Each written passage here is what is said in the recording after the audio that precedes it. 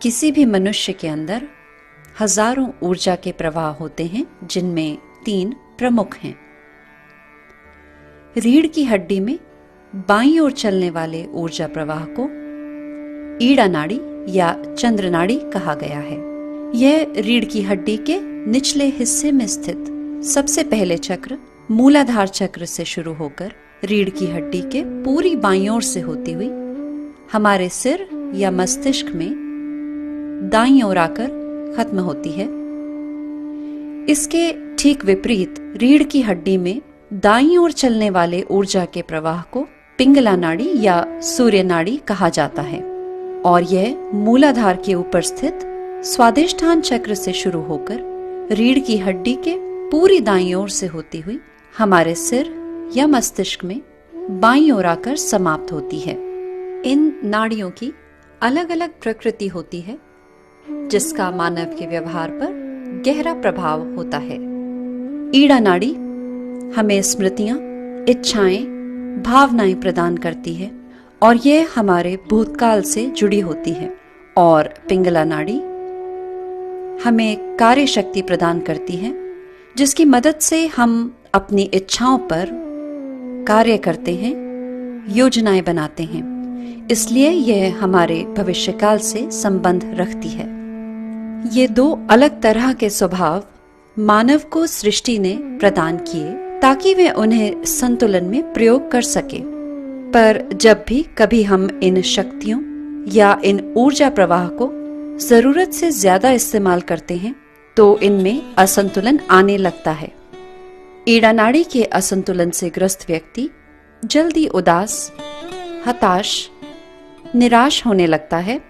ऐसे व्यक्तियों के इस स्वभाव से शरीर में जोड़ों के दर्द जैसी समस्याएं उत्पन्न हो सकती हैं। इसके विपरीत पिंगला नाड़ी प्रधान व्यक्ति का स्वभाव सूर्य की तरफ ज्यादा होता है और इनमें गुस्सा, तेजी जैसी समस्याएं ज्यादा पाई जाती हैं। इसके चलते शरीर में उच्च रक्तचाप जैसी समस्याएं उत्पन्न हो सकती हैं। ईड़ा और पिंगला में आए असंतुलन को ठीक करती है रीढ़ की हड्डी के ठीक बीचों बीच स्थित सुषुम्ना नाड़ी। यह नाड़ी रीढ़ की हड्डी के नीचे स्थित त्रिकोणाकार अस्थि से शुरू होती है और सहस्त्रार चक्र या तालु भाग पर आकर समाप्त होती है। त्रिकोणाकार अस्थि में स्थित कुंडलिनी जब सुषुम्ना नाड़ी से उठती हुई सहस्त्रार तक आती है तो हमें ईड़ा और पिंगला से आने वाले असंतुलन से राहत महसूस होती है, जिससे ध्यान करने में सहायता होती है। तो अब हम श्री माताजी निर्मला देवी द्वारा बताई हुई प्रक्रिया से ईड़ा नाड़ी और पिंगला नाड़ी को संतुलन में लाने का प्रयास करेंगे। सबसे पहले ईड़ा नाड़ी के संतुलन के लिए बाएं हाथ को गोद में हथेली ऊपर की ओर रखते हुए आराम से रखेंगे और दाएं हाथ को धरती पर रखेंगे। दायां हाथ हथेली की तरफ से धरती को पूरा छूते हुए इस स्थिति में बैठेंगे और यहाँ श्री माता जी से प्रार्थना करेंगे। श्री माता जी, कृपया करके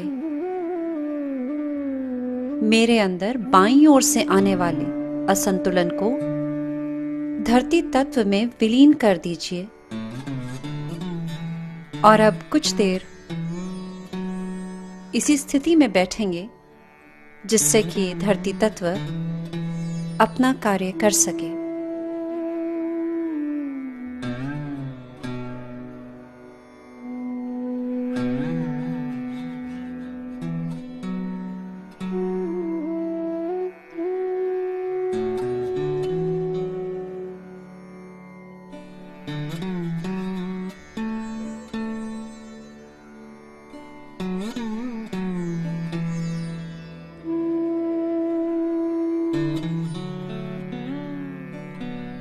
अब हम पिंगला नाड़ी के संतुलन के लिए दाएं हाथ को गोद में हथेली ऊपर की तरफ रखते हुए आराम से रखेंगे और बाईं बाजू को कोहनी पर मोड़ते हुए हथेली को अपने से पीछे और रखते हुए आकाश की तरफ रखेंगे।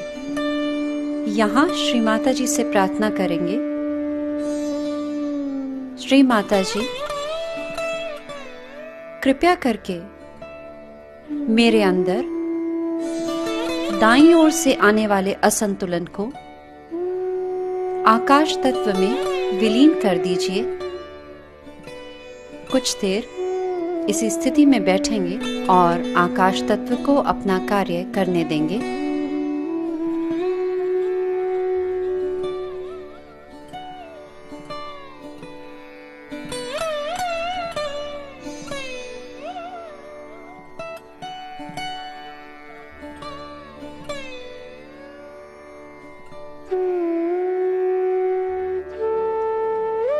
अब अपने दोनों हाथ चित्र के अनुसार खोलकर बैठ जाएं और श्री माता जी से प्रार्थना करें,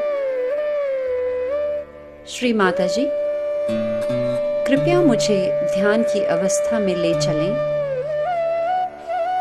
कृपया मुझे मेरा योग प्रदान करें।